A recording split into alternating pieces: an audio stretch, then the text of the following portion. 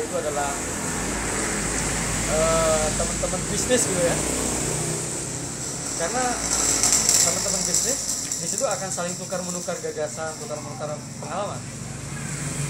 Teman-teman mungkin ingat dulu sejarah NU. Mereka berdiri juga dipengaruhi oleh apa yang disebut dengan Nahdlatul Tujar, kebangkitan kaum pedagang. Kaum pedagang. Justru komunitas ini yang memberikan kontribusi yang luar biasa terhadap pendirian NU saat ini.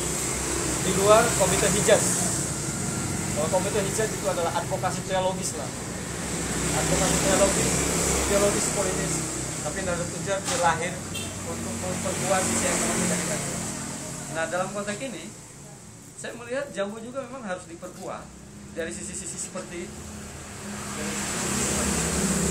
Kita melihat bahwa persebaran atau diaspora alumni hingga saat ini dari mulai akan mendirikan pesantren sudah cukup banyak mereka tersebar di mana-mana dengan berbagai latar belakang, dengan berbagai profesi yang sudah tidak monoton.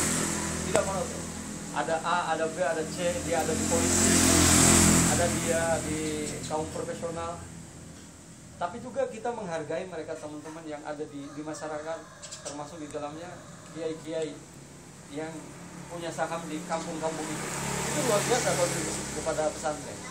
Jika ini semua kumpul, taruh kata di ini akbar pesantren, ini punya warna masing-masing. Pesantren itu punya warna masing-masing. Dan itu akan sangat berkontribusi memberikan sumbangan kepada kita yang sedang bikin ADART ini. Iya, ini kontribusi yang luar biasa. Karena ada 5 hal. Saya melihat di Kebun Jambu dari sisi potensi. Yang pertama, Kebun Jambu sebagai oase pesantren, dia cukup punya manuskrip.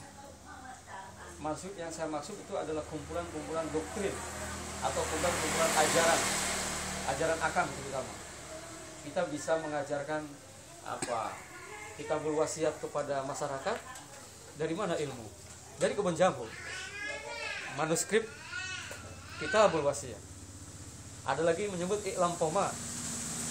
Iklam Poma apa itu? Wahai anakku, wahai saudara. Awal lisan ya. Awal lisan.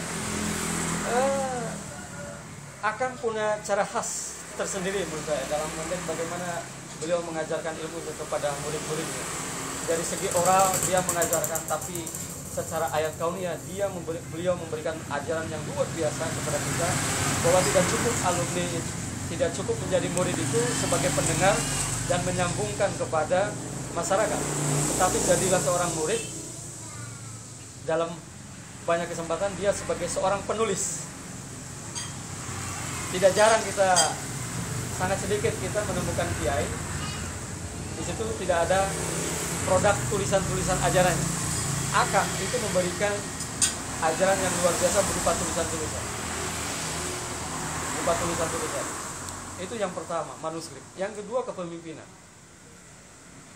Dimanapun kita melihat karakteristik Kebun Jambu, Kebun Melati, Santri Akam itu ada 2 hal saja. Dia hidup sederhana, tapi juga dia kerja keras. Secara penampilan ya kelihatan Santri Akam kan? Kelihatan Santri Akam. Tapi di dalamnya punya etos kerja yang luar biasa. Kerja keras. Kerja keras. Kalau yang itu luar biasa itu. Luar biasa dan luar biasa. Kepemimpinan beliau. Terlepas ada banyak nilai lain sesungguhnya. Nilai yang dikembangkan oleh Akang ketika mengajarkan kepada kita semua lah. Dari segi bagaimana beliau jamaah itu kalau nggak dipaksakan oleh Akang itu kita nggak jamaah kok. Betul. Jamaah sholat itu loh.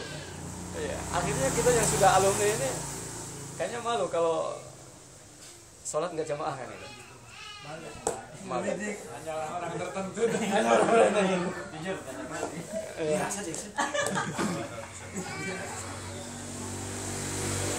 Termasuk ada tradisi Akang dari beliau itu adalah sholat qobliyah ba'diyah. Qobliyah ba'diyah. Di tiga balik. Ya. Meskipun cara beliau memimpin pondok pesantren itu dengan cara yang khas seperti itu, tapi menurut saya itu sangat membekas. Dan cara beliau membekaskan ajaran-ajarannya, mungkin teman-teman bisa melihat bagaimana figur Kang Asror hari ini lah ya. Bagaimana beliau terus memelihara tradisi seperti itu. Yang ketiga, yang saya sebut dengan ritus peribadatan ya. Sebenarnya ada hubungannya dengan yang tadi. Cara beliau menyampaikan ajaran-ajarannya. Bagaimana jamaah, bagaimana sholat sunnah, qobliyah, ba'diyah, dan bagaimana yang namanya sholat jamaah itu harus dipaksa. Dalam sebuah kesempatan saya ngobrol bersama Akang, bahkan ketika pengajian itu, kalau sholat sunnah atau jamaah nggak dipaksa itu nggak bisa. Makanya harus pakai dipaksa, Allahumma paksa. Dengan ya, dengan kesederhananya Akang beliau katakan, saya sendiri kalau sholat itu kalau nggak dipaksa nggak jalan. Itu kan sindiran kepada kita ya, kepada murid. Yang terakhir, yang kelima itu organisasi. Hari ini kita bisa melihat bagaimana organisasi di Kebon Jambu, dari mulai pengurus kamar, pengurus komplek, dan pengurus pusat, itu tertib sekali. Kepemimpinan Akang dalam ayat toniahnya, saya melihat justru di situ santri dan alumni dididik untuk menjadi pemimpin, memberikan teladan kepada santri baru. Ya, kalau kepala kamarnya begitu, bagaimana kali? Ini bagus sekali. Siapa yang pernah jadi kepala pondok? Kepala pondok Tapi saya melihatnya bukan hanya itu. Belakangan ini ada organisasi kedaerahan di Kebon Jambu ya. Organisasi kedaerahan. Misalkan dari Cirebon, dari Majalengka, dari Subang, dari mana, dia punya organisasi. Itu biasa hidup, kemudian dia punya kreasi masing-masing. Organisasi santri, organisasi alumni. Sekarang keinginan kuat dari Kang Asror, saya menangkap bagaimana alumni ini diopeni, tapi dengan kelembagaan, dengan pendekatan kelembagaan. Ada pengurusnya, kegiatannya jelas, dan pada akhirnya bagaimana pendanaannya katanya. Bagaimana pendanaannya. Nah, saya melihat kalau organisasi alumni bisa berdiri dan bisa kuat, itu juga ada topangan-topangan lain dari komunitas-komunitas alumni itu sendiri. Dari bacaan seperti ini, LA, IAM, atau ke depan nanti akan ada muncul komunitas-komunitas lain, justru itu akan memperkuat posisi vokal. Saya melihatnya seperti ini, dengan berbagai konsentrasi mereka lah ya. Kalau saja Kebon Jambu sekarang sudah banyak melahirkan karya-karya dalam bentuk sastra dari ibu, itu coba kita bayangkan 5 atau 10 atau 20 tahun yang akan datang, alumni Kebon Jambu akan ada banyak menjadi seorang penulis-penulis, karena mereka melihat Akang dan juga figur ibu ya sebagai seorang penulis, baik itu dengan konsep sastra ataupun tulisan-tulisan yang cukup serius dan lain sebagainya.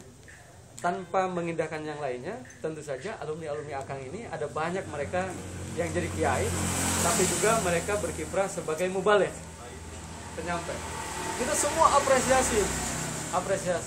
Dan pada saatnya usulan dari Kiai Maksum Hidayatullah, atau kita kenal Kang Maksum itu, kebutuhan kita 2 bulan yang lalu itu, dia mengatakan penting, saya kira sudah saatnya alumni Kebon Jambu itu masuk dalam database, dalam pengertian lembaga-lembaga pendidikan di bawah naungan alumni Kebon Jambu kita catat.